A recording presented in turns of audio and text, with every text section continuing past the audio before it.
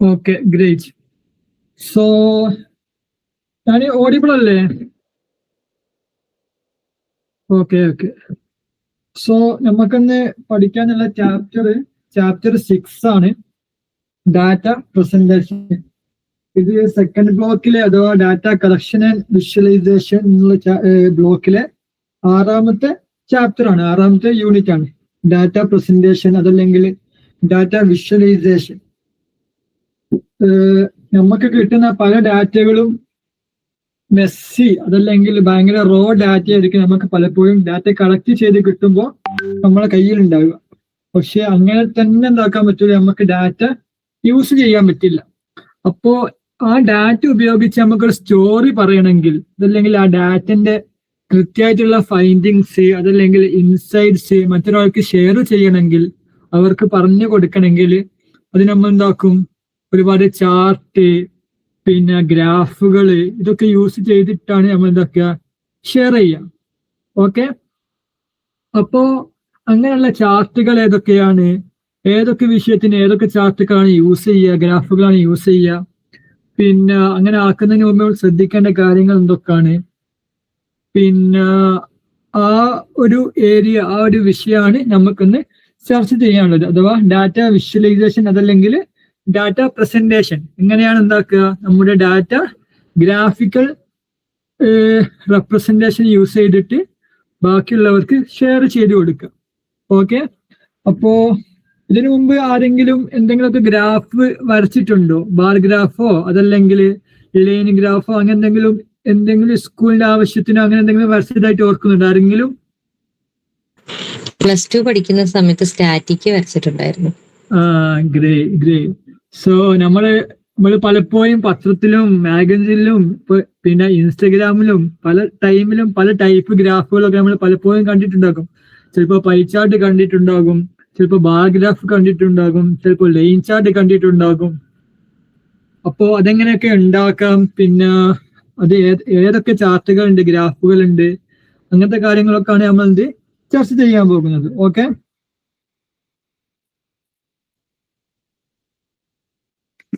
അപ്പൊ നമുക്ക് ആദ്യം മനസ്സിലാക്കേണ്ടത് എന്താണ്, ക്ലാസിഫിക്കേഷൻ ഓഫ് ഡാറ്റ. അഥവാ ഏത് ഗ്രാഫ് ഉണ്ടാക്കുന്നതിന് മുമ്പ് ഈ ഡാറ്റന്റെ ഒരു ക്ലാസിഫിക്കേഷൻ നമ്മൾ മനസ്സിലാക്കിയിരിക്കണം. അഥവാ ചിലപ്പോൾ നമ്മുടെ ഡാറ്റ എന്തായിരിക്കും, ഒരു കണ്ടിന്യൂസ് ഡാറ്റ ആയിരിക്കും, അഥവാ നമ്പേഴ്സിന്റെ ഡാറ്റ ആയിരിക്കും. ഉദാഹരണത്തിന് ഒരു കുട്ടീന്റെ മാർക്കുകൾ, അത് ഒരു 10 കുട്ടികളുടെ മാർക്ക് എന്തായിരിക്കും, 10 നമ്പേഴ്സ് ആയിരിക്കും. അപ്പൊ നമുക്ക് എന്താക്കാൻ പറ്റൂല, ആ 10 നമ്പേഴ്സിനെയും നമുക്കൊരു ബാർ ചാർട്ട് ആക്കിയിട്ട് വെക്കാൻ പറ്റില്ല.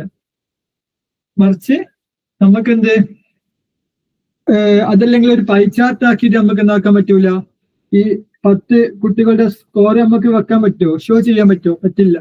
മറിച്ച് ക്ലാസ്സുകളാണ്. അഥവാ ക്ലാസ് എന്ന് പറയുകയാണെങ്കിൽ കാറ്റഗറി. ഉദാഹരണത്തിന് 10 കുട്ടികളുണ്ട്, ഈ 10 കുട്ടികളും 3 ജില്ലയിൽ നിന്നാണ്, മലപ്പുറത്തു നിന്നാണ്, കോഴിക്കോട് നിന്നാണ്, അല്ലെങ്കിൽ കണ്ണൂരിൽ നിന്നാണ്. അപ്പോ അവരുടെ ഈ ഒരു ജില്ല എന്നുള്ള കാറ്റഗറിനെ നമുക്ക് എന്താക്കാൻ പറ്റും, ഒരു പൈ ചാർട്ടിൽ, ഒരു വട്ടത്തിൽ ഉള്ള പൈ ചാർട്ടിൽ നമുക്ക് എന്താക്കാൻ പറ്റും, റെപ്രസെന്റ് ചെയ്യാൻ പറ്റും. കാരണം എന്താണ്, ആ ഡാറ്റ ഒരു ക്ലാസ് ഡാറ്റയാണ്. ക്ലാസ് ഡാറ്റ എന്ന് പറയുകയാണെങ്കിൽ ഒരു കാറ്റഗറിക്കൽ ഡാറ്റ.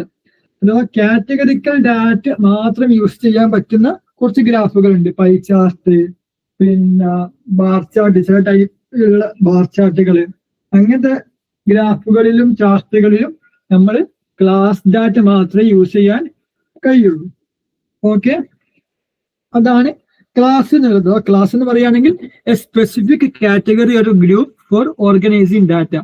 അപ്പോൾ നമ്മൾ എന്താക്കും, പല സ്റ്റുഡൻസിന് എന്താക്കും, ഒരു സ്പെസിഫിക് അവരുടെ ജില്ല അനുസരിച്ച് എന്താക്കും, നമ്മൾ ക്ലാസിഫൈ ചെയ്ത് വ്യത്യസ്ത ഗ്രൂപ്പുകളാക്കും. എന്നിട്ട് ആ ഗ്രൂപ്പിനെ എന്താക്കും, നമ്മൾ ഒരു പൈ ചാർട്ട് ഉപയോഗിച്ചോ അതല്ലെങ്കിൽ ബാർ ചാർട്ട് ഉപയോഗിച്ചോ എന്താക്കും, ഷെയർ ചെയ്യും. ഇതാണ് ക്ലാസ് ഡാറ്റ. രണ്ടാമത്തതാണ് ഫ്രീക്വൻസി. ഫ്രീക്വൻസി എന്ന് പറയുകയാണെങ്കിൽ ഒരു ഡാറ്റ എത്ര വട്ടം വന്നിട്ടുണ്ട് എന്ന് പറയുന്നത്. ഉദാഹരണത്തിന് പല നമ്മുടെ കുട്ടികളുടെ സ്കോർ, എക്സാം സ്കോറുകൾ എന്തായിരിക്കും, ചിലവരുടെ മാർക്ക് എന്തായിരിക്കും 90ന് മേലെ ഉണ്ടാകും. 10 കുട്ടികളുടെ മാർക്ക് എടുത്തു നോക്കുകയാണെങ്കിൽ 90 മേലെ കിട്ടിയ ഒരു രണ്ടാൾക്കാരുണ്ടാകും. പിന്നെ 40 മാർക്ക് സ്കോർ താഴെ മാർക്ക് ചെയ്ത് തോറ്റുപോയ ഒരു രണ്ടാൾക്കാരുണ്ടാകും. പിന്നെ 40ന്റെയും ഒരു 60ന്റെ ഇടയിൽ ഒരാൾ, 60ന്റെയും 80ന്റെ ഇടയിൽ ഒരു 4 ആൾക്കാർ. അങ്ങനെ പല എന്താ പറയാ മാർക്കിന്റെ കാറ്റഗറിക്കിടയിലും പല നമ്പർ ഓഫ് സ്റ്റുഡൻസ് ആയിരിക്കും ഉണ്ടാവുക. അഥവാ 10 കുട്ടികളുടെ മാർക്കും വ്യത്യസ്തമായിരിക്കും. അവർ പല ഗ്രേഡ് ആയിരിക്കും പലർക്കും കിട്ടിയിട്ടുണ്ടാവുക. അപ്പൊ ഓരോ ഗ്രേഡും കിട്ടിയ എത്ര കുട്ടികൾ ഉണ്ട്, അതിന്റെ ഫ്രീക്വൻസി എത്രയാണെന്ന് നോക്കുന്നതാണ് എന്ത് ഫ്രീക്വൻസി ഡാറ്റ എന്ന് പറയുന്നത്. ഈ ഫ്രീക്വൻസി നോക്കാൻ വേണ്ടിയിട്ടുള്ള പല ഗ്രാഫുകൾ ഉണ്ട്. അപ്പൊ നമ്മൾ നോക്കും, അതിനെക്കുറിച്ചും പഠിക്കും. ഓക്കെ. പിന്നെ മൂന്നാമത് നമ്മൾ അറിഞ്ഞിരിക്കേണ്ട സംഭവമാണ് പർപ്പസ്. അഥവാ നമ്മൾ ഏത് ഗ്രാഫ് യൂസ് ചെയ്യുമ്പോഴും നമ്മൾ അത് ഏത് ഡാറ്റയാണ് യൂസ് ചെയ്യുന്നത്, അത് എന്തിനാണ് നമ്മൾ ചാർട്ട് യൂസ് ചെയ്യുന്നത് എന്നുള്ള ഒരു പർപ്പസ് നമ്മുടെ മനസ്സിൽ ആദ്യമേ കൃത്യമായിട്ട് ഉണ്ടാകണം. ഓക്കെ. അപ്പൊ നമുക്ക് ഈ ഡാറ്റയുടെ സമ്മറി പറഞ്ഞു കൊടുക്കാനാണോ, അതല്ലെങ്കിൽ 2 കാറ്റഗറി തമ്മിൽ കമ്പയർ ചെയ്യാനാണോ, അതല്ലെങ്കിൽ പാറ്റേൺസ് ഏതെങ്കിലും ട്രെൻഡുകൾ അത് ഭയങ്കര കൂടുന്നുണ്ട് കുറയുന്നുണ്ട് അങ്ങനത്തെ എന്തെങ്കിലും ട്രെൻഡ് പറഞ്ഞു കൊടുക്കാനാണോ, അങ്ങനെ എന്താണ് നമ്മുടെ പ്രൈമറി ഒബ്ജക്റ്റീവ് ടാർഗറ്റ് എന്താണ് എന്ന് നമ്മുടെ പർപ്പസ് എന്തായിരിക്കണം ആദ്യമേ ക്ലിയർ ആയിരിക്കണം. ആ ഒരു ക്ലാരിറ്റി ഉണ്ടെങ്കിൽ എന്താക്കാൻ പറ്റുള്ളൂ, നമ്മുടെ ചാർട്ട് കൃത്യമായിട്ട് അല്ലെങ്കിൽ നമ്മുടെ ഡാറ്റ കൃത്യമായിട്ട് നമുക്ക് ഷെയർ ചെയ്യാൻ കഴിയുള്ളൂ. ഓക്കെ, മനസ്സിലായില്ലേ? ആർക്കെങ്കിലും സംശയം ഉണ്ടോ?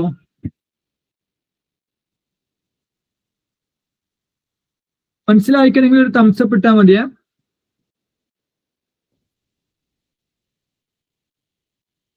Okay, great. അപ്പോ നമുക്ക് അടുത്ത് പഠിക്കാനുള്ള എന്താണ് ടൈപ്സ് ഓഫ് ക്ലാസിഫിക്കേഷൻ ആണ്. ഓക്കെ, നമ്മൾ പറഞ്ഞത് എങ്ങനെയൊക്കെ ഡാറ്റയെ ക്ലാസിഫൈ ചെയ്യാമെന്ന്. അപ്പോ ഡാറ്റ ക്ലാസിഫൈ ചെയ്യുന്നതിന്റെ ആദ്യത്തെ ടൈപ്പാണ് സിമ്പിൾ അരേ എന്ന് പറയും. അരേ എന്ന് പറയുകയാണെങ്കിൽ സിമ്പിൾ ആയിട്ട് നമ്മൾ സെറ്റ് ഒക്കെ പഠിച്ചിട്ടില്ലേ, ഒരു എന്താ പറയാ 2 ബ്രാക്കറ്റിനുള്ളിൽ ഒരുപാട് നമ്പേഴ്സിന് ഉണ്ടാക്കുക, ഒരു ഗ്രൂപ്പ് ഒക്കെ എഴുതുക, അതിനെ തന്നെയാണ് എന്ത് പറയാ അരേ എന്ന് പറയാം.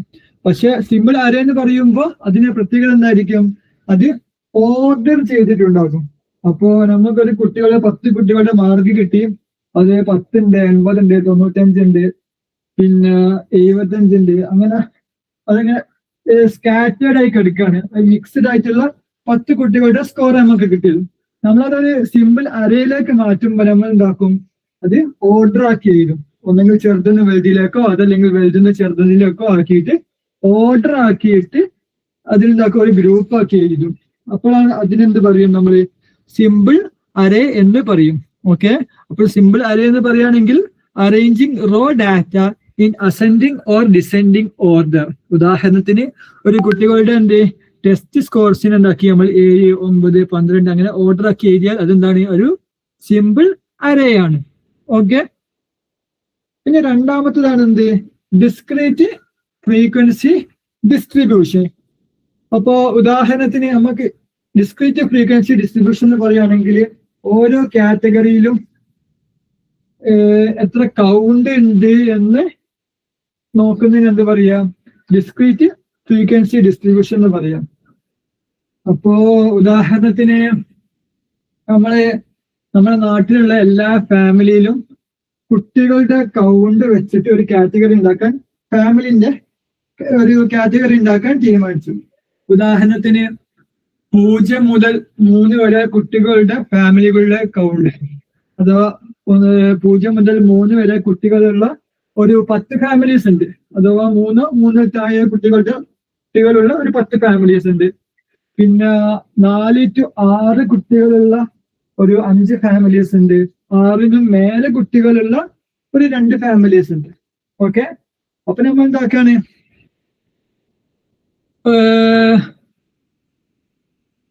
നമ്മള് ഓരോ എന്താ പറയാ അത് ഗ്രൂപ്പ്ഡ് ഫ്രീക്വൻസി ഡിസ്ട്രിബ്യൂഷന്റെ ഉദാഹരണമാണ്. ഡിസ്ക്രീറ്റ് ഫ്രീക്വൻസി ഡിസ്ട്രിബ്യൂഷന്റെ ഉദാഹരണം എന്ന് പറയുകയാണെങ്കിൽ ഓരോ കൃത്യമായിട്ടുള്ള ഓരോ വാല്യൂവും, അതാ ഉദാഹരണത്തിന് എത്ര മക്കളുണ്ടോ ആ മക്കളെ കൗണ്ട് വെച്ചിട്ട് എന്താക്കുക, ഡയറക്റ്റ് ഇങ്ങനെ ഗ്രൂപ്പ് ആക്കാണ്ട് ഡയറക്റ്റ് എന്താക്കുക കൗണ്ട് എടുക്കുക. ഉദാഹരണത്തിന് 0 മക്കളുള്ള ഫാമിലിന്റെ കൗണ്ട് എത്രയാണ്, ഒരു മകനോ മകളോ ഉള്ള ഫാമിലിന്റെ കൗണ്ട് എത്രയാണ്, 2 മക്കളുള്ള ഫാമിലിന്റെ കൗണ്ട് എത്രയാണ്. അങ്ങനെ കൗണ്ട് ഓഫ് ചിൽഡ്രനെ വെച്ചിട്ട് എന്താക്കുക, നമ്മൾ സെപ്പറേറ്റ് ഗ്രൂപ്പുകൾ ഉണ്ടാക്കാം. അപ്പൊ അത് എത്ര ആയിരിക്കും, 0 മക്കളുള്ള ഒരു കൗണ്ട് നമുക്ക് കിട്ടും, 1 മക്കളുള്ള കൗണ്ട് നമുക്ക് കിട്ടും, 2 മക്കളുള്ളത്, 3 മക്കളുള്ളത്, അങ്ങനെ തുടങ്ങി 10, 15 എത്ര മക്കൾ വരെയാണോ ഉള്ളത്, അങ്ങനെ ഓരോ നമ്പർ ഓഫ് ചിൽഡ്രന്റെ കൗണ്ട് അനുസരിച്ച് എന്താക്കും നമുക്ക് ഒരു ഇത് കിട്ടും. അപ്പൊ അങ്ങനെ ഓരോ കൗണ്ട് അനുസരിച്ചും ഡിസ്ക്രീറ്റ് ആയിട്ട് എന്ത് ഗ്രൂപ്പ് ആക്കുന്നതിന് എന്താ പറയാ, ഡിസ്ക്രീറ്റ് ഫ്രീക്വൻസി ഡിസ്ട്രിബ്യൂഷൻ എന്ന് പറയാം. ഓക്കെ, ഇനി മൂന്നാമത്തേതാണ് എന്ത്, ഗ്രൂപ്പ്ഡ് ഫ്രീക്വൻസി ഡിസ്ട്രിബ്യൂഷൻ. അതാണ് എന്ത് ഞാൻ ആദ്യം പറഞ്ഞു പോയ, അഥവാ എന്താക്കുക 0 മുതൽ 3 വരെ മക്കളുള്ളത്, അല്ലെങ്കിൽ 4 മുതൽ 6 വരെ മക്കളുള്ള ഫാമിലീസ്, അല്ലെങ്കിൽ 6-ന് മേലെ മക്കളുള്ള ഫാമിലീസ്. അതെന്താക്കി നമ്മൾ ആ ഒരു സംഭവത്തെ മക്കളുടെ കൗണ്ടിന് എന്താക്കി നമ്മൾ ഗ്രൂപ്പാക്കി മാറ്റി. ഓക്കെ, അപ്പൊ അതെന്തായിരിക്കും ഒന്നും കൂടി സുഖമായിരിക്കും. അഥവാ നമ്മൾ എന്തെങ്കിലുമൊക്കെ അനാലിസിസ് ചെയ്യുകയാണെങ്കിൽ ഗ്രൂപ്പ് ആക്കിയിട്ട് അതിന്റെ ഫ്രീക്വൻസി എടുക്കുകയാണെങ്കിൽ എന്തായിരിക്കും ഒന്നും കൂടി സിമ്പിൾ ആയിരിക്കും. അല്ലെങ്കിൽ 10-15 മക്കൾ വരെയുള്ള ഓരോന്നിന്റെയും ഫ്രീക്വൻസി എടുത്തിട്ട് കമ്പയർ ചെയ്യുന്നതിനേക്കാളും എത്രയോ ഈസിയും എത്രയോ നമുക്ക് ഇൻസൈറ്റ്സും നമുക്ക് എന്തെങ്കിലുമൊക്കെ കാര്യങ്ങളൊക്കെ അനലൈസ് ചെയ്യാനൊക്കെ എളുപ്പമായിരിക്കും ഗ്രൂപ്പ് ആക്കിയിട്ട് ഫ്രീക്വൻസി നോക്കുന്നത്. ഓക്കെ, മനസ്സിലായോ? എന്തെങ്കിലും സംശയം ഉണ്ടോ? ഇപ്പൊ പറഞ്ഞത് ഒന്നുകൂടെ പറയോ, ഗ്രൂപ്പ്ഡ് ഫ്രീക്വൻസി ഡിസ്ട്രിബ്യൂഷൻ? അഥവാ ഗ്രൂപ്പ്ഡ് ഫ്രീക്വൻസി ഡിസ്ട്രിബ്യൂഷൻ എന്ന് പറയുകയാണെങ്കിൽ നമ്മൾ എന്താക്കും, ഓരോന്നിനെയും സ്പെസിഫിക് ആയിട്ടുള്ള കൗണ്ട് എടുക്കാതെ നമ്മൾ എന്താക്കും, ഓരോന്നിനെ ഒരു ഗ്രൂപ്പ് ആക്കും. അപ്പൊ മക്കളുടെ കൗണ്ട് ഇതാക്കും നമ്മൾ 0 മുതൽ 3 വരെ. ഈ മക്കളുടെ കൗണ്ട് ഒഴിവാക്കിയിട്ട് നമ്മൾ എന്താക്കാണ്, കുട്ടികളുടെ സ്കോർ എടുക്കാണ്. ഓക്കെ, അപ്പൊ 99, 98, 100, 97 അങ്ങനെ ഓരോ മാർക്കും കിട്ടിയ കുട്ടികളുടെ കൗണ്ട് എടുക്കാതെ 90-ന് മേലെ മാർക്ക് കിട്ടിയ എത്ര കുട്ടികളുണ്ട്, 80-90 മാർക്ക് കിട്ടിയ എത്ര കുട്ടികളുണ്ട്, 70-80 എത്ര കുട്ടികളുണ്ട്, അങ്ങനെ എന്താക്കും നമ്മളൊരു എന്താ പറയുക ഒരു കാറ്റഗറി ഉണ്ടാക്കും. മാർക്കിന്റെ ഓരോ കാറ്റഗറീസ് ഉണ്ടാക്കും. 90-100, 80-90, 70-80. എന്നിട്ട് ആ കാറ്റഗറിയിൽ എത്ര കുട്ടികളുടെ സ്കോർ വരുന്നുണ്ട് എന്നുണ്ടാക്കും നമ്മൾ ഫ്രീക്വൻസി കൗണ്ട് ചെയ്യും. ഓക്കെ, അതിനെന്ത് പറയാം, ഗ്രൂപ്പ്ഡ് ഫ്രീക്വൻസി ഡിസ്ട്രിബ്യൂഷൻ എന്ന് പറയാം. ഓക്കെ, മനസ്സിലായോ? Okay, great. അപ്പോ ഇനി നമുക്ക് അടുത്ത് ചർച്ച ചെയ്യാനുള്ള എന്താണ്, ടാബുലേഷൻ ഓഫ് ഡാറ്റയാണ്. ടാബുലേഷൻ ഓഫ് ഡാറ്റ എന്ന് പറയുകയാണെങ്കിൽ നമ്മൾ സിമ്പിൾ ആയിട്ട് എക്സലിലൊക്കെ കാണുന്ന പോലത്തെ ഡാറ്റയെ എന്താക്കുക, റോ വെച്ചിട്ടും പിന്നെ കോളംസ് വെച്ചിട്ടും ടേബിൾ ആക്കിയിട്ടാണ് എന്താക്കുക നമ്മൾ റെപ്രസെന്റ് ചെയ്യുക. അപ്പോ എല്ലാ ടാബ്ലറ്റ്സിനും എന്തുണ്ടാകും, പല റോസ് ഉണ്ടാകും, അഥവാ ഓരോ വ്യത്യസ്തമായിട്ടുള്ള ഡാറ്റകൾ ഉണ്ടാകും. കോളംസ് ഉദാഹരണത്തിന് നമ്മുടെ കുട്ടികളുടെ സ്കോറാണ് നമ്മൾ എഴുതുന്നെങ്കിൽ റോ ആയിട്ടുണ്ട്, ഓരോ കുട്ടികളുടെയും പേരായിരിക്കും ഉണ്ടാവുക, അതല്ലെങ്കിൽ അവരുടെ റോൾ നമ്പേഴ്സ് ആയിരിക്കും ഉണ്ടാവുക. പിന്നെ കോളംസ് ആയിട്ട് ഓരോ സബ്ജക്റ്റിന്റെ നെയിം ഉണ്ടാകും. അപ്പൊ എന്തൊക്കെ ഉണ്ടാകും, ഫസ്റ്റ് ഒരു ടാബ് നമ്പർ ഉണ്ടാകും, പിന്നെ ടൈറ്റിൽ ഉണ്ടാകും. നമ്മൾ എന്താണ് ഈ ടാബിൾ എന്താണ്, കുട്ടികളുടെ 10ാം ക്ലാസ്സിലെ കുട്ടികളുടെ എന്താണ് എക്സാം മാർക്കുകളാണ്. അങ്ങനെ പറഞ്ഞിട്ടുള്ള ഒരു ടാബിൾ നമ്പറും ടൈറ്റിലും ഉണ്ടാകും. പിന്നെ ഉണ്ടാകും എന്താണ് ക്യാപ്ഷനെ സ്റ്റെബ്. ക്യാപ്ഷനെ സ്റ്റെബ് എന്ന് പറയുകയാണെങ്കിൽ കോളവും റോന്റെ ഹെഡിങ്സ്. കോളത്തിന്റെ ഹെഡിങ്സ് എന്തൊക്കെ ആയിരിക്കും, സബ്ജക്റ്റിന്റെ നെയിംസ് ആയിരിക്കും. പിന്നെ റോ ഏതൊക്കെ ആയിരിക്കും, കുട്ടികളുടെ സ്റ്റുഡൻസിന്റെ നെയിമും റോൾ നമ്പേഴ്സും ആയിരിക്കും.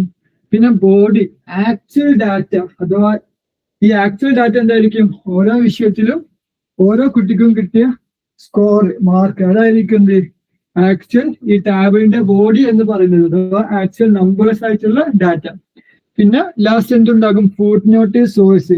ഈ ഡാറ്റ എവിടുന്ന് കളക്ട് ചെയ്തതാണ്, അതല്ലെങ്കിൽ ഇത് ഏത് വർഷത്തേതാണ്, അല്ലെങ്കിൽ ഏത് സെമസ്റ്ററിൻ്റെതാണ്, അങ്ങനെയൊക്കെ പറഞ്ഞിട്ടുള്ള ഒരു ഫുൾ നോട്ടോ, അതല്ലെങ്കിൽ ഈ ഡാറ്റ എവിടുന്നാണ് കളക്ട് ചെയ്തതെന്നുള്ള സോഴ്സോ, അങ്ങനത്തെ കുറച്ച് സംഭവങ്ങളും ചിലപ്പം ആ ടേബിളിന് താഴെ ഉണ്ടാകും. അപ്പൊ ഈ ഒരു 4 സെക്ഷനാണ് എന്ത് ടാബുലർ ഡാറ്റയ്ക്ക് ഉണ്ടാവുക. ഓക്കെ, മനസ്സിലായില്ലേ? അപ്പൊ ഈ ടാബുലർ ഡാറ്റയാണ് എന്ത് എല്ലാ വിഷ്വലൈസേഷന്റെയും എല്ലാ ഗ്രാഫിന്റെയും ചാർട്ടിന്റെയും ഒക്കെ എന്ത് ഒരു ബേസ് ആയിട്ട്, അതായത് ഈ ടാബുലർ ഡാറ്റ യൂസ് ചെയ്തിട്ടാണ് നമ്മൾ എന്താക്കുക എല്ലാ ചാർട്ടും ഗ്രാഫുകളും ഒക്കെ ഉണ്ടാക്കുക. ഓക്കെ, ഈ ടാബുലേഷൻ ഓഫ് ഡാറ്റയാണ് ഇതിന്റെ ഫൗണ്ടേഷൻ. മനസ്സിലായില്ലേ?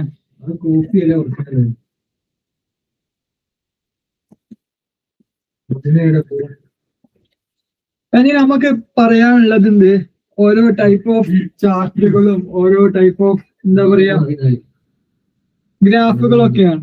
അപ്പോ അതിന്റെ ഉദാഹരണങ്ങളൊക്കെ വെച്ചിട്ട് ഉണ്ടാക്കാൻ നമുക്ക് പഠിക്കാം. അപ്പൊ നമുക്ക് ആദ്യം പഠിക്കാനുള്ള ഒരു ചാർട്ടാണ് എന്ത് ബാർ ഡയഗ്രാം എന്നുള്ളത്. ബാർ ഡയഗ്രാം എന്ന് പറയുകയാണെങ്കിൽ ബാറുകൾ വെച്ചിട്ട് ഉണ്ടാക്കുക ബാർ ഗ്രാഫുകൾ, അഥവാ ഓരോ കാറ്റഗറിക്കും ഓരോ ബാർ ആക്കിയിട്ട് കൺവേർട്ട് ചെയ്തിട്ട് ഉണ്ടാക്കുക, അത് വെച്ചിട്ട് നമ്മൾ എന്താക്കുക നമ്മുടെ ഡാറ്റ ഷെയർ ചെയ്യാം. അപ്പോ ബാർ ഡയഗ്രാമിലുള്ള സംഭവം എന്തായിരിക്കും? തിക്ക് റെക്ടാങ്കിൾസ്. നമ്മുടെ ഓരോ കാറ്റഗറി എന്തായിരിക്കും? ഓരോ റെക്ടാങ്കിൾസ് ആയിരിക്കും. പിന്നെ അവർ ഹൈറ്റ്സ് റെപ്രസെന്റ് വാല്യൂ. ആ റെക്ടാങ്കിളിന്റെ ഹൈറ്റ് ആയിരിക്കും എന്ത് ചെയ്യുക? വാല്യൂവിനെ, ആ കാറ്റഗറിയുടെ വാല്യൂവിനെ റെപ്രസെന്റ് ചെയ്യുക. അപ്പോ ഏറ്റവും വലിയ റെക്ടാങ്കിൾ ഏത് കാറ്റഗറിക്കാണോ ഉള്ളത്, അപ്പോ ആ കാറ്റഗറി ആയിരിക്കും ഏറ്റവും വലിയ വാല്യൂ ഉണ്ടാവുക. ഉദാഹരണത്തിന് എന്ത് നമ്മളൊരു 10 ഫോണിന്റെ എന്താക്കി പ്രൈസ് എടുത്തു, ഐഫോൺ 17 പ്രോന്റെ, എന്നിട്ട് അത് എന്താക്കി ഒരു ബാർ ഗ്രാഫ് ആക്കി. അപ്പോ ഐഫോൺ 70 പ്രോന്റെ ബാർ ആയിരിക്കും ഇത് ഏറ്റവും വലുതുണ്ടാവുക. കാരണം അതിനുണ്ട് 1.5 ലക്ഷം പ്രൈസ് ഉണ്ട്. അപ്പോ നമ്മൾ എന്താ വെച്ചാൽ നോക്കുക, ഒറ്റയടിക്ക് ഒരുപാട് നമ്പേഴ്സ് ഒന്നും നോക്കാണ്ട് വിഷ്വൽ ആയിട്ട് നമുക്ക് പെട്ടെന്ന് മനസ്സിലാക്കാൻ വേണ്ടി എന്താക്കും നമ്മൾ ആ ചിത്രത്തിലേക്ക്, ആ ഇമേജിലേക്ക്, ആ ബാറുകളിന്റെ ആ ബാറ് എത്ര ചെറുതാണോ വലുതാണോ അത് നമ്മൾ കമ്പയർ ചെയ്യാനൊക്കെ നോക്കും നമ്മൾ ബാർ ഗ്രാഫ് യൂസ് ചെയ്യും. ഓക്കെ, മനസ്സിലായിട്ടില്ലേ?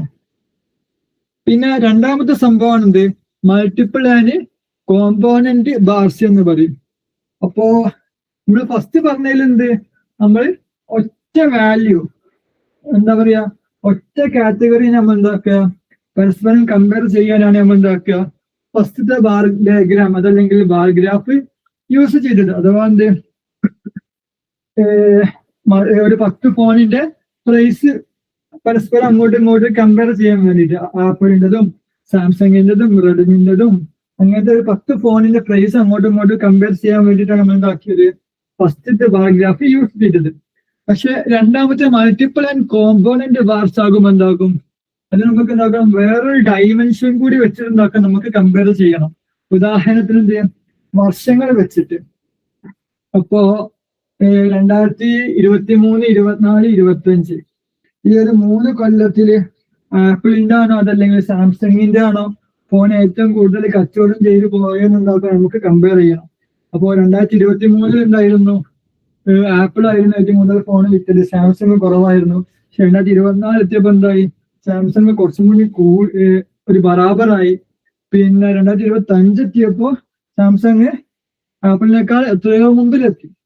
അപ്പോ 2 ഡൈമെൻഷൻ വെച്ചിട്ട് ഇവിടെ എന്തൊക്കെ കമ്പയർ ചെയ്തു വർഷങ്ങൾ വെച്ചിട്ട് എങ്ങനെയൊക്കെയാണ് മാറുന്നത് അതന്നെ ഓരോ കാറ്റഗറിക്കിടയിൽ ഐഫോണിന്റെയും സാംസങ്ങിന്റെയും ഇടയിൽ ഈ വാല്യൂസ് എങ്ങനെയാണ് ചേഞ്ച് ആവുന്നത് എന്ന് എന്താക്കി നമ്മൾ ഈ ചാർട്ട് വെച്ചിട്ട് അഥവാ മൾട്ടിപ്പിൾ ആൻഡ് കോമ്പോണന്റ് ബാർസ് വെച്ചിട്ട് നമ്മൾ മനസ്സിലാക്കി. ഇതൊരു എന്താ പറയാ നമ്മൾ വെറും നമ്പേഴ്സാണ് നമ്മൾ ഷെയർ ചെയ്യുന്നതെങ്കിൽ നമ്മുടെ ഓഡിയൻസിന് അതല്ലെങ്കിൽ നമ്മുടെ എന്ത് ഈ റിപ്പോർട്ട് വായിക്കുന്ന റീഡേഴ്സിന് അതല്ലെങ്കിൽ വ്യൂവേഴ്സിന് ഇത് മനസ്സിലാക്കാൻ ഭയങ്കര ഡിഫിക്കൽട്ട് ആയിരിക്കും. പക്ഷേ നമ്മൾ ഇതൊരു വിഷ്വലൈസേഷൻ ആയിട്ട് ഇതൊരു സിമ്പിൾ ആയിട്ടുള്ള ഒരു ബാർഗ്രാഫ് ആയിട്ട് ഇങ്ങനെ ഷെയർ ചെയ്യുമ്പോൾ അവർക്ക് പെട്ടെന്ന് ഉണ്ടാക്കാൻ പറ്റും. ഇതിന്റെ ഒരു കറക്റ്റ് ഒരു സമ്മറി അവർക്ക് ഒറ്റയടിക്ക് മനസ്സിലാക്കാൻ കഴിയും. ഓക്കെ, മനസ്സിലായോ? ഈ 2 സംഭവങ്ങൾ മനസ്സിലായോ? ഒന്നാമത്തെ ബാർ ഡയഗ്രാം ആണ്, ബാർ ഗ്രാഫ് ആണ്. രണ്ടാമത്തത് മൾട്ടിപ്പിൾ കോമ്പോണന്റ് ബാർസ് ആണ്. ഓക്കെ, എന്തെങ്കിലും സംശയം ഉണ്ടോ?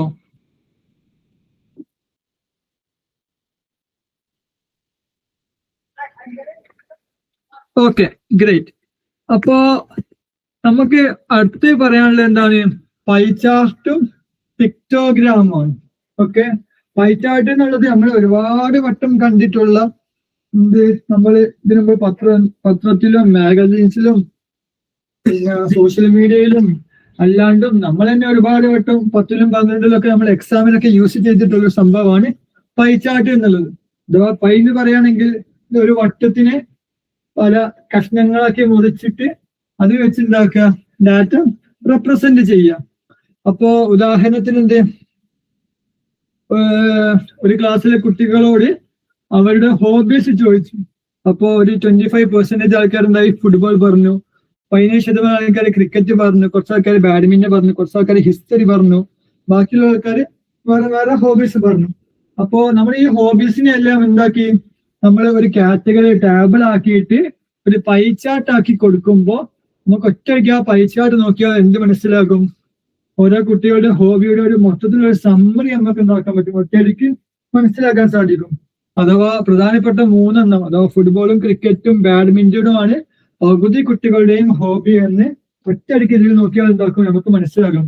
പക്ഷെ ആ നമ്പേഴ്സ് മാത്രമാണ് നമുക്ക് കിട്ടുന്നതെങ്കിൽ നമുക്ക് എന്താക്കാൻ പറ്റൂല, ഒറ്റയടിക്ക് അങ്ങനത്തെ ഒരു സമ്മതി, അങ്ങനെ ഒരു ഇൻസൈറ്റ്സ് നമുക്ക് കിട്ടിക്കൊള്ളണമെന്നില്ല. പക്ഷെ ഒരു ബാർ ഗ്രാഫിലൂടെ എന്താക്കാൻ പറ്റും, നമുക്ക് ഒറ്റയടിക്ക് കമ്പയർ ചെയ്യാനും പിന്നെ മൊത്തത്തിലുള്ള ഒരു എക്സ്ട്രാ ഇൻഫോർമേഷൻ കിട്ടാനൊക്കെ എന്താക്കും ഈ ഒരു പൈ ചാർട്ട് നമ്മളെ എന്താക്കും സഹായിക്കും. അപ്പൊ പൈ ചാർട്ട് എന്ന് പറഞ്ഞാൽ circle divided into proportional sectors angular diagram. അപ്പൊ എന്താക്കും ഒരു സർക്കിൾ എടുക്കും, എന്നിട്ട് ആ സർക്കിളിന് ഓരോ പെർസെന്റേജിനനുസരിച്ച് ഓരോ കാറ്റഗറിക്ക് എത്ര പെർസെന്റേജ് ആണോ ഉള്ളത് അതിനനുസരിച്ച് എന്താക്കും ഡിവൈഡ് ചെയ്തിട്ട് വ്യത്യസ്ത കളേഴ്സ് കൊടുത്തിട്ടാണ് എന്താക്കുക നമ്മൾ പൈ ചാർട്ട് റെപ്രസെന്റ് ചെയ്യുക. ഓക്കെ, മനസ്സിലായില്ലേ? പിന്നെ 4മത്തതാണ് പിക്ടോഗ്രാം എന്ന് പറയും. പിക്ടോഗ്രാം എന്ന് പറയുകയാണെങ്കിൽ നമ്പേഴ്സ് യൂസ് ചെയ്തിട്ട് നമ്മുടെ ഡാറ്റയെ റെപ്രസെന്റ് ചെയ്യാതെ അതിന് പകരം പിക്ചേഴ്സ് എന്താക്കുക യൂസ് ചെയ്യുക. ഉദാഹരണത്തിന് നമ്മൾ ഇവിടെ എന്ത് ചെയ്തു, ഒരു 5 സ്പോർട്സും ഇഷ്ടപ്പെടുന്ന കുട്ടികളുടെ കൗണ്ടും നമ്മളവിടെ റെപ്രസെന്റ് ചെയ്യാണ്. അപ്പോൾ ഒരു 5 സ്പോർട്സ് എഴുതിയിട്ടുണ്ട്. സ്വിമ്മിങ് ഉണ്ട്, ബാഡ്മിന്റൺ ഉണ്ട്, ഫുട്ബോൾ ഉണ്ട്, ക്രിക്കറ്റ് ഉണ്ട്, ടെന്നീസ് ഉണ്ട്.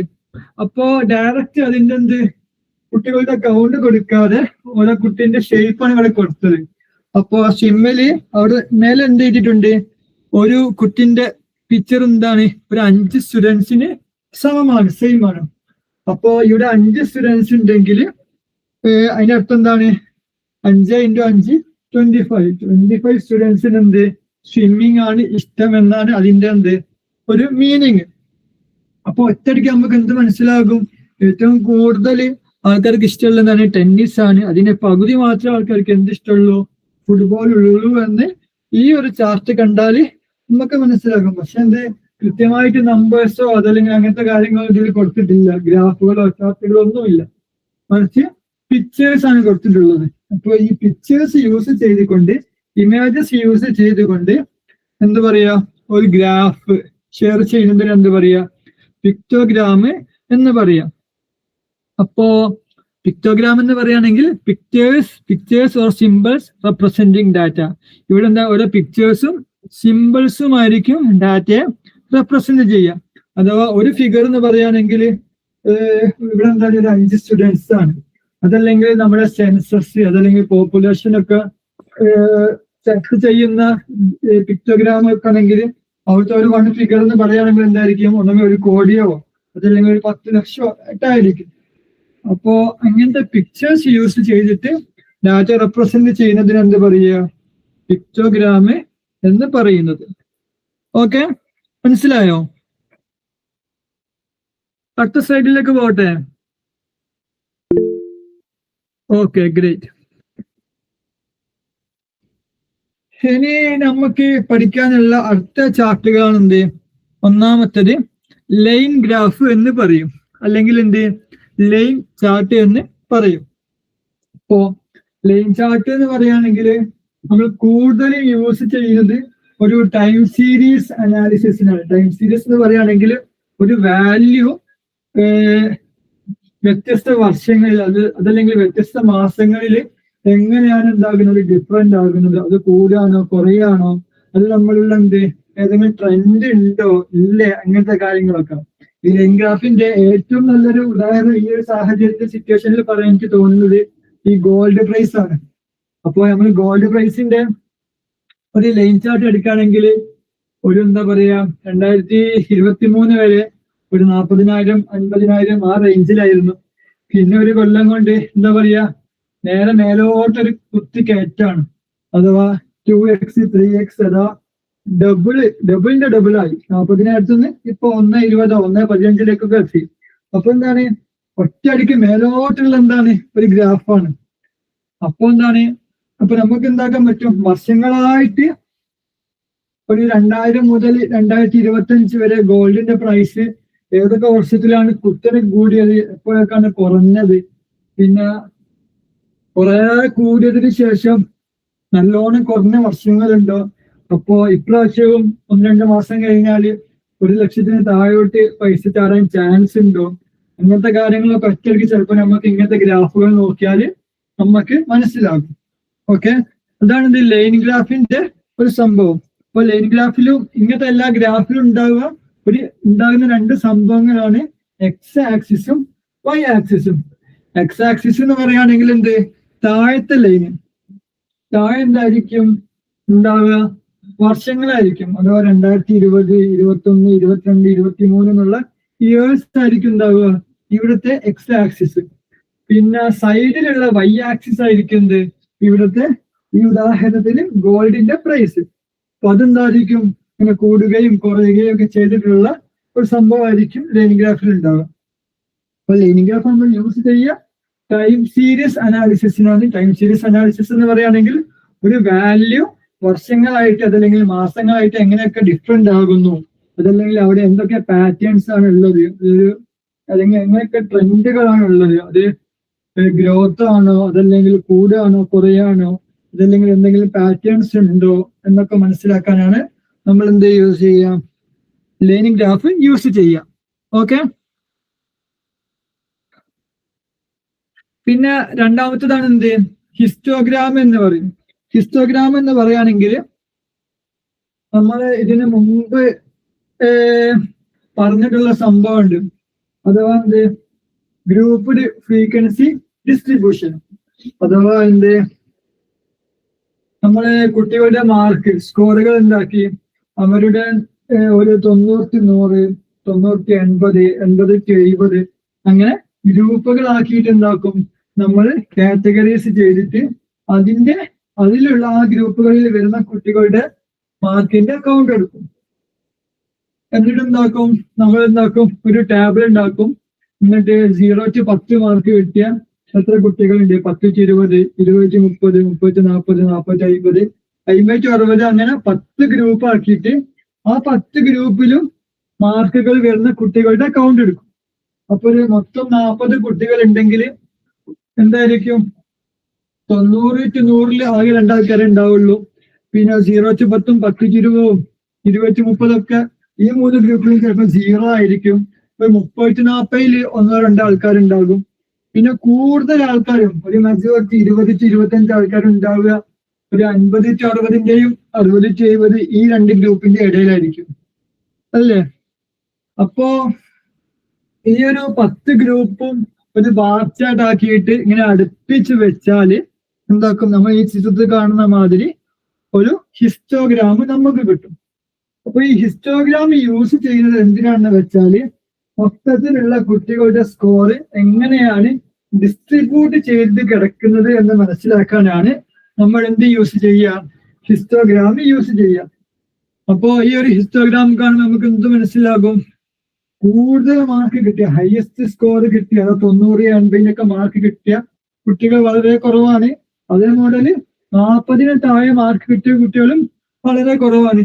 അപ്പോ നടുവില് 2-3 ബാറ് നല്ല ഹയസ്റ്റ് ആയി നിൽക്കുന്നെന്ന് കഴിഞ്ഞ അർത്ഥം എന്താണ്, ഒരു മെജോറിറ്റി കുട്ടികൾക്കും ഒരു ആവറേജ് മാർക്കായിട്ടുള്ള 40 to 60 അതല്ലെങ്കിൽ 50 to 70 എന്നുള്ള ഒരു റേഞ്ചിന്റെ ഇടയിലാണ് കൂടുതൽ കുട്ടികൾക്കും എന്തായത് മാർക്ക് കിട്ടിയത് എന്നുണ്ടാക്കും നമുക്ക് ഒറ്റയടിക്ക് മനസ്സിലാക്കാൻ കഴിയും. ഓക്കെ, ഇതാണ് എന്ത് ഹിസ്റ്റോഗ്രാം എന്ന് പറഞ്ഞാൽ. മനസ്സിലായില്ലേ? ആ ഉദാഹരണം മനസ്സിലായില്ലേ? അപ്പോ ഈ ഒരു ചോദ്യങ്ങളൊക്കെ ചോദിക്കുമ്പോൾ എന്താക്കുക, ഈ ഒരു കാര്യം എഴുതുക, പിന്നെ അതിന്റെ ചെറിയൊരു എന്താ പറയാ ഒരു പെൻസിലൊക്കെ എടുത്തിട്ട് ചെറിയൊരു ഉദാഹരണം വരയ്ക്കുകയും ചെയ്യുക. ഈ റെക്ടാംഗിൾസ് ഒക്കെ വെച്ചിട്ട് ഒരു ചെറിയ ഉദാഹരണം വരച്ച് കാണിക്കുകയും ചെയ്യാം. പിന്നെ മൂന്നാമത്തേതാണ് എന്ത് ഫ്രീക്വൻസി കേർവ് എന്നുള്ളത്. എന്താ ഫ്രീക്വൻസി കേർവ് എന്ന് പറയുകയാണെങ്കിൽ ഈ ഹിസ്റ്റോഗ്രാം വരച്ച് കഴിഞ്ഞിട്ട് ഓരോ ഹിസ്റ്റോഗ്രാമിന്റെയും ആ ബാർ ഹിസ്റ്റോഗ്രാം എന്ന് പറയുകയാണെങ്കിൽ നമ്മൾ പറഞ്ഞത് ബാർ ചാർട്ട് പോലെ ബാറുകൾ വരച്ചിട്ട് ഗ്യാപ്പ് ഇല്ലാണ്ട് ഇത് അടുപ്പിച്ച് വെച്ചതാണ് ഹിസ്റ്റോഗ്രാം എന്നുള്ളത്. അപ്പോ അങ്ങനെ വരച്ച് വെച്ചിട്ടുള്ള ഈ ബാറിന്റെ സെന്ററിൽ ഒരു പോയിന്റ് ഇടും. ഓക്കെ, എന്നിട്ട് എല്ലാ പോയിന്റും കണക്ട് ചെയ്തിട്ടുണ്ടാക്കും നമ്മളൊരു ലൈൻ വരക്കും. അതല്ലെങ്കിൽ എന്താക്കും, അതൊരു വളഞ്ഞിട്ടുള്ള ഒരു ലൈൻ ആയിരിക്കും. അപ്പോ 0 തുടങ്ങി ചിലപ്പോൾ താഴെന്ന് തുടങ്ങിയിട്ടുള്ള ലൈന് നടുവത്തെ ബാറൊക്കെ എത്തുമ്പോൾ ഏറ്റവും മേലെത്തും, പിന്നെ ലാസ്റ്റ് ബാർ എത്തുമ്പോ താഴോട്ട് വരും. ഓക്കെ, അപ്പൊ അങ്ങനെ വരച്ച് കഴിയുമ്പോൾ നോക്കും നമുക്കൊരു കർവ് കിട്ടും. കർവ് എന്ന് പറയുമ്പോൾ ഒരു വളഞ്ഞ ഒരു വര കിട്ടും. അപ്പൊ ഇതിനാണ് എന്ത് പറയാ ഫ്രീക്വൻസി കർവ് എന്ന് പറയുന്നത്. അപ്പൊ ഈ ഫ്രീക്വൻസി കർവിന്റെ ഒരു എന്താ പറയാ അത് എന്തിനാണ് യൂസ് ചെയ്യുന്നതെന്ന് വെച്ചാൽ നമുക്ക് അത് ഒരു കർവ് കാണുകയാണെങ്കിൽ നമുക്ക് എന്ത് മനസ്സിലാകും, ഏറ്റവും കൂടുതൽ വാല്യൂസ് എവിടെയാണ് മെജോറിറ്റി വാല്യൂസ് ഉള്ളത് എന്ന് ഒറ്റയ്ക്ക് എന്താക്കാൻ പറ്റും, നമുക്ക് മനസ്സിലാക്കാൻ കഴിയും. അപ്പൊ എന്താണ് നമ്മള് ഈ ഒരു ഉദാഹരണത്തിൽ കാണുന്ന മാതിരി 3/4, 5, 10, 15, 20, 25, 30, 35 ഇതൊരു 35 വരെയുള്ള എന്താ പറയാ ഒരു സ്കോറോ ഇതല്ലെങ്കിൽ അങ്ങനത്തെ എന്തോ ഒരു കൗണ്ടാണ്. അപ്പൊ അതിൽ കൂടുതലും എന്താണ് 15ന്റെയും 20ന്റെയും ഇടയിലാണ് വാല്യൂസ് ഉള്ളതാണ് എന്ത് ഏറ്റവും കൂടുതൽ ഫ്രീക്വന്റ് ആയിട്ട് വന്നിട്ടുള്ളത്. അപ്പൊ അപ്പോ ഏറ്റവും തലക്കുള്ള 2 ബാർസ് അഥവാ 30 to 35, 0 to 5 അത് വളരെ കുറവാണ്. ഏറ്റവും കൂടുതൽ വാല്യൂസ് വന്നത് എന്താണ് ഈ നടുവിലുള്ള ഈ 3 ബാറിലാണ് എന്നാണ് എന്ത് നമ്മൾ ഈ ഫ്രീക്വൻസി കർവ് വെച്ചിട്ട് നമുക്ക് മനസ്സിലാക്കാൻ കഴിയും. ഓക്കെ, മനസ്സിലായോ? പിന്നെ ലാസ്റ്റത്തതാണ് എന്ത് less than ogive. Less than ogive എന്ന് പറയുകയാണെങ്കിൽ ഇത് ക്യുമുലേറ്റീവ് ആയിട്ടുള്ള എന്ത് ഡാറ്റ റെപ്രസെന്റ് ചെയ്യാനാണ് എന്ത് യൂസ് ചെയ്യാൻ ലെസ് ദാൻ ഒജീവ് യൂസ് ചെയ്യാൻ. ഒരു ഉദാഹരണം പറയുകയാണെങ്കിൽ നമ്മൾ ഈ കുട്ടികളുടെ മാർക്ക് സ്കോർ എടുക്കണം. അപ്പൊ എന്താക്കും, നമ്മൾ നേരത്തെ പറഞ്ഞ മാതിരി ഹിസ്റ്റോഗ്രാമിൽ ഉണ്ടാക്കിയ മാതിരി എന്താക്കും 10 ഗ്രൂപ്പ് ആക്കും. 0 to 10, 10 to 20, 20 to 30, 30 to 40 തുടങ്ങി 90 to 100 വരെ ഉള്ള 10 ഗ്രൂപ്പ് ആക്കും. പിന്നെ 10 ഗ്രൂപ്പിലും ഉള്ളിൽ എത്ര കുട്ടികളുടെ സ്കോർ വന്നിട്ടുണ്ടോ അതിന്റെ കൗണ്ട് അടുത്ത കോളത്തിൽ എഴുതും. എന്നിട്ട് എന്താക്കും, മൂന്നാമത് വേറൊരു കോൾ ഉണ്ടാക്കും. അഥവാ എന്ത് ഓരോ കൗണ്ടും ഈ മുമ്പുള്ള റോന്റെ കൗണ്ടും കൂടി കൂട്ടിയിട്ട്, ഉദാഹരണം പറയുകയാണെങ്കിൽ 0 to 10 മാർക്ക് കിട്ടിയ ആരുമില്ല. അപ്പൊ എന്ത് അതിന്റെ അപ്പുറത്തുള്ള സ്കോർ 0 തന്നെയാണ്. 10 to 20 ഒരാളുണ്ട്, അപ്പൊ 1 തന്നെ. പിന്നെ 20 to 30 2 ആൾക്കാരുണ്ട്, അപ്പോ 2+ നേരത്തെ ഉള്ള 1 3 ആൾക്കാരായി. അഥവാ മൊത്തം 20-ന് താഴെ എത്ര ആൾക്കാരുണ്ട്? 3 ആൾക്കാരുണ്ട് എന്ന് കിട്ടി. പിന്നെ 20 to 30 ഒരു 3 ആൾക്കാരുണ്ട്, അപ്പോ 3+ നേരത്തെ നമ്മൾ കൗണ്ട് ചെയ്ത 3 6. അപ്പോ നമ്മളിങ്ങനെ ഓരോ കാറ്റഗറിന്റെയും കൗണ്ട് പ്ലസ് താഴെ എത്ര കാറ്റഗറീസ് ഉണ്ടോ ആ കാറ്റഗറിന്റെ കൗണ്ട് അതുകൊണ്ട് പ്ലസ് ചെയ്തിട്ട് ഇങ്ങനെ ക്യുമുലേറ്റീവ് ആയിട്ട് ഇങ്ങനെ കൂട്ടി വരും. അങ്ങനെ ലാസ്റ്റ് 90+100 എന്നുള്ള കാറ്റഗറിന്റെ കൗണ്ട് കൂടി എടുക്കുമ്പോൾ എന്താകും, നമ്മുടെ ആ ക്ലാസ്സിലുള്ള മൊത്തം കുട്ടികളുടെ എന്താകും കൗണ്ട് നമുക്ക് കിട്ടും. അപ്പോ നമ്മൾ എന്നിട്ട് എന്ത് ചെയ്യും, എന്നിട്ട് ഇതിലുള്ള കാണുന്ന മാതിരി ആ അത് വെച്ചിട്ട് എന്താക്കും, ഒരു ലൈന് ഇങ്ങനെ കേവ് വരക്കും. അപ്പോൾ ഈ ലൈനിന്റെ അർത്ഥം എന്താണെന്ന് വെച്ചാല്, അഥവാ ഒരു 50 മാർക്ക് വരെ കിട്ടിയ കുട്ടികളുടെ ക്യുമുലേറ്റീവ് കൗണ്ട് എന്തായിരിക്കും, വളരെ കുറവാണെന്ന് വെച്ചാൽ 50 താഴെ എന്ത് മാർക്ക് കിട്ടിയ കുട്ടികൾ വളരെ കുറവാണ്. അഥവാ 2, 3, 4 കുട്ടികൾ മാത്രമേ ഉണ്ടാവുള്ളൂ. പിന്നെ ഒറ്റയടിക്ക് 50 to 70 കൗണ്ട് എടുക്കുമ്പോൾ എന്താകും, ഒറ്റയടിക്ക് ആ ഒരു 5 എന്നുള്ള കൗണ്ട് എന്താകും, ഒരു 30 എത്തും. അഥവാ മൊത്തം സ്റ്റുഡൻസിന്റെ 40 സ്റ്റുഡൻസിൽ ഒരു 25 സ്റ്റുഡൻസും എന്താണ്, ഈ 50 to 70 മാർക്ക് കിട്ടിയ ആൾക്കാരാണ്. അപ്പൊ എന്താക്കി, ഒറ്റയടിക്ക് നമ്മൾ ആ കർവ് എന്താക്കി മേലോട്ട് പോയി. അപ്പൊ 50 എന്നുള്ള 70 എന്നുള്ള ഇതെത്തുമ്പോ അതിനുശേഷം 70 to 100 എന്നുള്ള ഭാഗത്തേക്കൊക്കെ എന്തായിരിക്കും, ആകെ 1, 2, 3 കുട്ടികൾ മാത്രമേ ഉണ്ടാവുള്ളൂ. പിന്നെ എന്താകും, കർവ് മേലോട്ട് പോവാതെ നേരെ എന്താകും, സൈഡോട്ട് തന്നെ പോവുകയും ചെയ്യും. അപ്പൊ നമുക്ക് ഈ കർവ് കാണുമ്പോൾ നമുക്ക് എന്ത് മനസ്സിലാകും, ഈ ഒരു പെട്ടെന്ന് മേലോട്ട് കയറി ഏത് ഭാഗത്താണ്, 50ന്റെയും 70ന്റെയും മാർക്ക് ഈ ഒരു റേഞ്ചിലാണ്. അഥവാ കൂടുതൽ കുട്ടികൾക്കും മാർക്ക് കിട്ടിയത് ഏത് റേഞ്ചിലാണ്, 50ന്റെയും 70ന്റെയും ഇടയിലാണ് എന്നുണ്ടാക്കും നമുക്ക് മനസ്സിലാക്കാൻ കഴിയും. ഓക്കെ, ഇതിനാണ് നമ്മൾ എന്ത് യൂസ് ചെയ്യാം, ലെസ് ദാൻ ഒജീവ് എന്നുള്ള ഈ ഒരു എന്താ പറയാ ലൈന് നമ്മൾ യൂസ് ചെയ്യുക. അഥവാ increasing cumulative curve sloping upward. ഇതിങ്ങനെ മേലോട്ട് ഇങ്ങനെ കയറി പോകുന്നതിന് എന്ത് പറയാ, ലെസ് ദാൻ ഒജീവ് എന്ന് പറയാം. ഓക്കെ, മനസ്സിലായോ? എന്തെങ്കിലും സംശയം ഉണ്ടോ?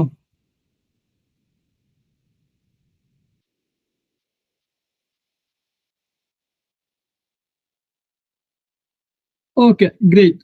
അപ്പോ നമുക്ക് അടുത്തതിലേക്ക് പോവാം. ഇത് അവസാനത്തെ 2 ചാർട്ടുകളാണ്.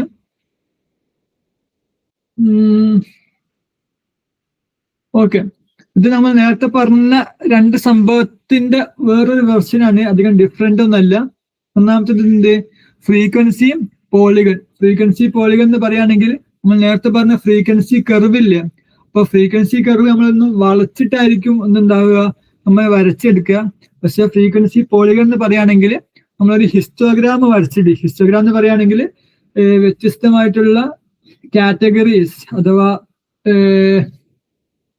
0 to 10, 10 to 20, 20 to 30 അങ്ങനെ കാറ്റഗറീസ് ആക്കിയിട്ട് അതിന്റെ കൗണ്ട് എടുത്തിട്ട് നമ്മൾ എന്താക്കും, ഒരു ബാറുകൾ ഉണ്ടാക്കും. ഇത് ആ ബാർക്ക് ഗ്യാപ്പ് ഇല്ലാണ്ട് അടുപ്പിച്ച് വെക്കും. അതാണ് ഹിസ്റ്റോഗ്രാം. ഞാൻ ഹിസ്റ്റോഗ്രാമിന്റെ ഓരോ ബാറിന്റെ നടുവിൽ ഒരു പോയിന്റ് ഇട്ട് എന്താക്കും, ആ പോയിന്റുകൾ നമ്മൾ എന്താക്കും, കണക്ട് ചെയ്യും. അങ്ങനെ കണക്ട് ചെയ്യുമ്പോൾ എന്താക്കും, സ്ട്രെയിറ്റ് ലൈൻസ് യൂസ് ചെയ്തിട്ട് നമ്മൾ കണക്ട് ചെയ്യുന്നതിന് എന്ത് പറയാം, ഫ്രീക്വൻസി പോളിഗൺ എന്ന് പറയാം. ഓക്കെ, അപ്പൊ ഫ്രീക്വൻസി പോളിഗണും ഫ്രീക്വൻസി കർവും ഏകദേശം സെയിം ആണ്, വലിയ വ്യത്യാസങ്ങളൊന്നുമില്ല. മറ്റൊരു എന്തായിരിക്കും, ഒരു കർവായിട്ടായിരിക്കും ഉണ്ടാവുക. ഇതിലെന്തായിരിക്കും, ഒരു സ്ട്രൈറ്റ് ലൈൻസ് യൂസ് ചെയ്തിട്ടായിരിക്കും ഉണ്ടാവുക. ഹിസ്റ്റോഗ്രാമിന്റെ ഓരോ ബാറിന്റെ പോയിന്റുകളെയും നമ്മൾ കണക്ട് ചെയ്യാം. ഓക്കെ, അപ്പോ ഇവിടെ നമ്മൾ മനസ്സിലാക്കേണ്ട പ്രധാനപ്പെട്ട 2 സംഭവങ്ങൾ എന്ത്, ഒന്ന് എക്സ് ആക്സിസും വൈ ആക്സിസും. ഓക്കെ, ഇത് 2 സംഭവങ്ങൾ മറന്നു പോകരുത്. എക്സ് ആക്സിസ് എന്ന് പറയുകയാണെങ്കിൽ താഴെയുള്ള ഇത് വാല്യൂ ആണ്. പിന്നെ വൈ ആക്സിസ് എന്ന് പറയുകയാണെങ്കിൽ ഇങ്ങനെ കുത്തനെയുള്ള അഥവാ ഇങ്ങനെ മേലോട്ടുള്ള ലൈനില്ലേ, അതാണ് എന്ത്, വൈ ആക്സിസ് എന്നുള്ളത്. പിന്നെ ഇങ്ങനത്തെ ഈ ഗ്രാഫുകളൊക്കെ നമ്മൾ വരയ്ക്കുന്നത് എന്തിനാണെന്ന് വെച്ചാൽ ട്രെൻഡുകൾ മനസ്സിലാവാന്, ആവറേജിന്റെ ഒരു എന്താ പറയുക റിലേഷൻഷിപ്പ് മനസ്സിലാവാന്, പിന്നെ 2-3 വാല്യൂസ് തമ്മിൽ എന്തെങ്കിലും കോറിലേഷൻസ് ഉണ്ടോ, റിലേഷൻഷിപ്പുകൾ ഉണ്ടോ, ബന്ധങ്ങളുണ്ടോ, ഇതൊക്കെ മനസ്സിലാക്കാനാണ് നമ്മൾ എന്ത് യൂസ് ചെയ്യാം, ഫ്രീക്വൻസി പോളിഗൺസ് യൂസ് ചെയ്യാം. പിന്നെ നമ്മൾ നേരത്തെ എന്ത് പറഞ്ഞിരുന്നു, ലെസ് ദാൻ ഒജീവ് പറഞ്ഞിരുന്നു. അപ്പോൾ ലെസ് ദാൻ ഒജീവ് പോലെ തന്നെയുള്ള അതിന്റെ നേരെ ഓപ്പോസിറ്റ് ഉള്ള മറ്റൊരു ഗ്രാഫാണ് മോർ ദാൻ ഒജീവ് എന്നുള്ളത്. ഉദാഹരണത്തിന് നമുക്ക് എന്ത്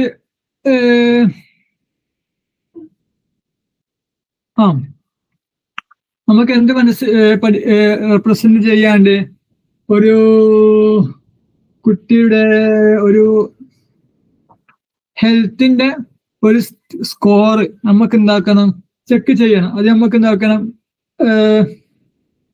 ഒരു ഗ്രാഫായിട്ട് കാണിക്കണം. അപ്പോ ഫസ്റ്റ് ഫസ്റ്റ് അല്ലെങ്കിൽ ബാറ്ററി ഹെൽത്ത് നമുക്ക് പറയാം.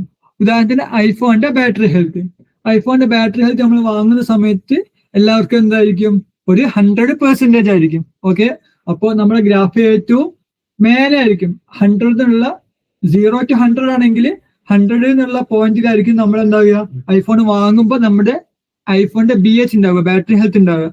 പിന്നെ ഒരു 6 മാസം കഴിയുമ്പോൾ അതെന്തായിരിക്കും, ചിലപ്പോൾ 198 ചാടും. പിന്നെ നമ്മൾ ലാപ്ടോപ്പിന്റെ പ്ലഗ് കൂടുകയും അതല്ലെങ്കിൽ കാറിന്റെ പ്ലഗ് അതല്ലെങ്കിൽ പവർ ബാങ്ക് അതൊക്കെ യൂസ് ചെയ്യുക, അതല്ലെങ്കിൽ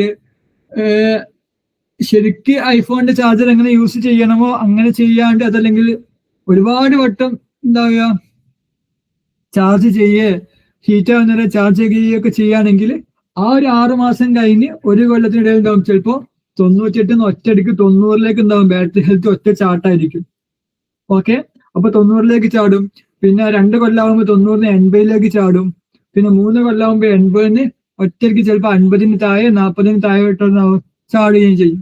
അപ്പോ നമുക്ക് എന്ത്, എങ്ങനെയാണ് നമ്മൾ ബാറ്ററി ഹെൽത്ത് ഇങ്ങനെ താഴോട്ട് ഇങ്ങനെ കയറി വരാണ്. അപ്പോ നമ്മൾ ചോദ്യം എന്താണ്, ഈ 2 കൊല്ലം കൊണ്ട് എത്രയൊക്കെ ബാറ്ററി ഹെൽത്ത് താഴോട്ട് വരാം എന്ന് നമ്മളോട് ചോദിക്കുകയാണെങ്കിൽ ഉണ്ടാക്കും, നമ്മൾ ഈ ഗ്രാഫ് വെച്ചിട്ട് ഉണ്ടാക്കാൻ പറ്റും, നമുക്ക് മനസ്സിലാക്കാൻ കഴിയും എപ്പോഴാണ് കുറച്ച് ബാറ്ററി ഹെൽത്ത് കുറയുക, പിന്നെ ഏതൊരു പീരീഡിലാണ് കൂടുതൽ ബാറ്ററി ഹെൽത്ത് കുറയാൻ ചാൻസ് ഉള്ളത്.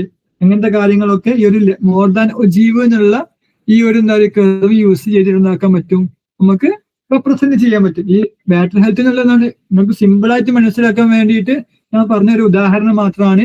ഇങ്ങനെ ഒരു വാല്യൂ പല സമയങ്ങളിലായിട്ട് ഇങ്ങനെ കുറഞ്ഞു വരികയും അപ്പോ എപ്പോഴാണ് കൂടുതൽ കുറയുന്നത് എപ്പോഴാണ് കുറച്ച് കുറയുന്നത് അതിന്റെ വേരിയേഷൻസ് അങ്ങനത്തെ കാര്യങ്ങളൊക്കെ കമ്പയർ ചെയ്യാനും മനസ്സിലാക്കാനും ഒക്കെയാണ് നമ്മൾ മോർ ദാൻ ഒജീവ് എന്നിട്ടുള്ള ഈ ഒരു ഗ്രാഫ് നമ്മൾ യൂസ് ചെയ്യുന്നത്. ഓക്കെ, മനസ്സിലായില്ലേ? ഇതിന് സംശയമുണ്ടോ?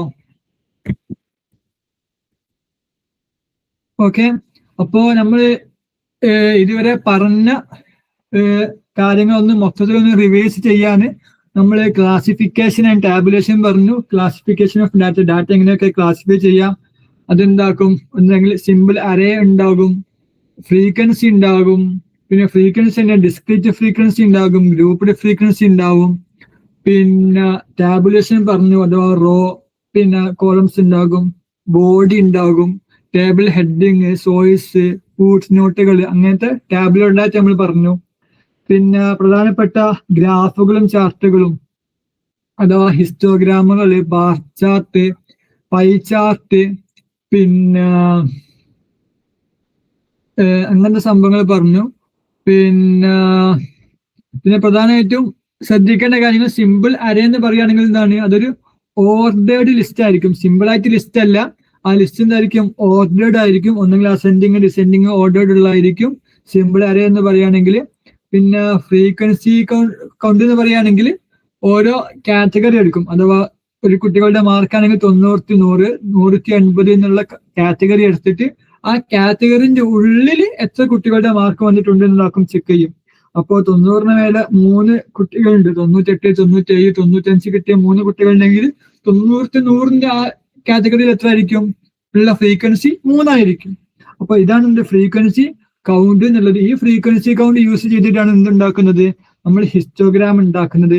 ഈ ഹിസ്റ്റോഗ്രാം കണക്ട് ചെയ്തിട്ടാണ് നമ്മൾ ഫ്രീക്വൻസി കർവും ഫ്രീക്വൻസി പോളിഗണും ഉണ്ടാക്കുന്നത്.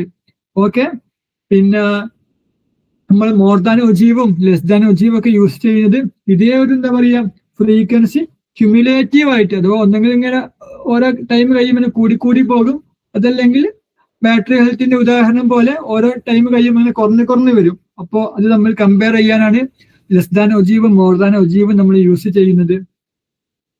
പിന്നെ എക്സ് ആക്സിസും വൈ ആക്സിസും ഉണ്ടാകും. അഥവാ എക്സ് ആക്സിസ് താഴെയുള്ളതായിരിക്കും വൈ ആക്സിസ്, പിന്നെ മേലോട്ടുള്ള കുത്തനെയുള്ള ആ സംഭവമായിരിക്കും വൈ ആക്സിസ്.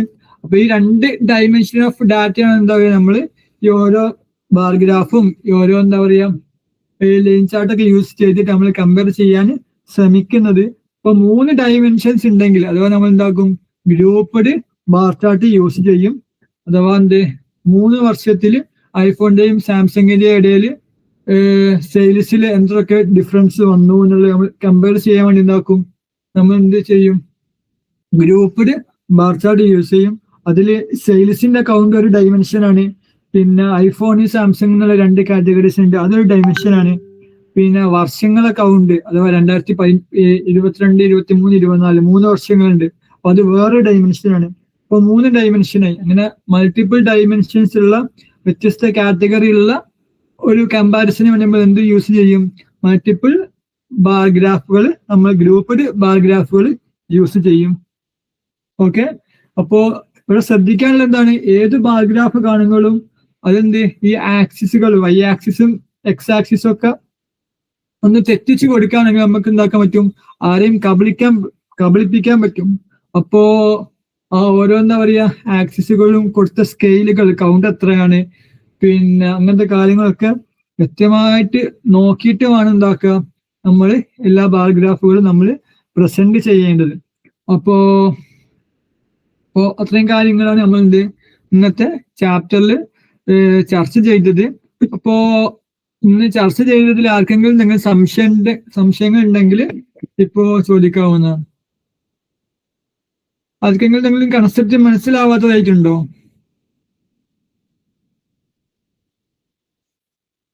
ഏതെങ്കിലും ഭാഗം റിപ്പീറ്റ് ചെയ്യണോ?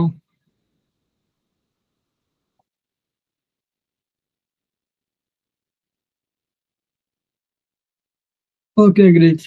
അപ്പോ ഞാൻ ഈ PPTയും പിന്നെ ഇതിന്റെ നോട്ടുകളും നമ്മുടെ ഡ്രൈവിൽ ഞാൻ ഇപ്പോൾ തന്നെ അപ്ലോഡ് ചെയ്യാം.